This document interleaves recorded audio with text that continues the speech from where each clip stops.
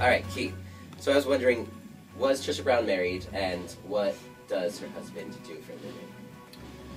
Well, actually, Trisha has been married twice. Her first husband, where she gets the name Brown, I forget his first name, but he was actually a film director. He was into films, and but that marriage was a short marriage. It was when she was very young. I think right when she was in college, but then she was graduating from Mills College. Her second husband, that she's been with for a very long time, Burt Barr, is a visual artist. Yeah, so she's Cool. So we were then wondering, did Burt ever attend rehearsals when you were in the company, and how did the dynamic in the rehearsal shift, if any, when her husband was around? Did it feel any different when he was there? Well, it's funny because when I was first in the company used to rehearse in Trisha's loft downtown in Soho. So Burt was sort of always passing through and things like that. But at the same time, when we had another space later on in the years, he would be in and out of rehearsal sometimes. He was always there for some of the rehearsals. He would want to see what she was doing. They've collaborated on several occasions, so when he was there, he was a little bit more like he wanted to be more in the background.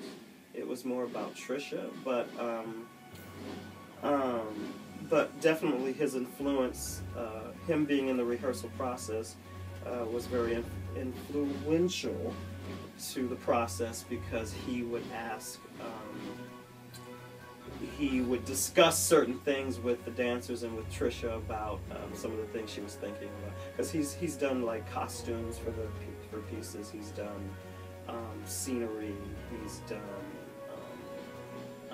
some photographs and things like that. So he was very involved in one specific piece that we made called 12-Ton Rose, where he did the costuming, and we had to, several occasions, he would come in and look at phrase material that we were working on, then he would talk about some of his designs and share them, and we'd see photographs or sketches, and then he'd bring in prototypes of things, because he wanted things to sort of sometimes break away, or that this costume had a connection from the sleeve to the waist, but it was elastic.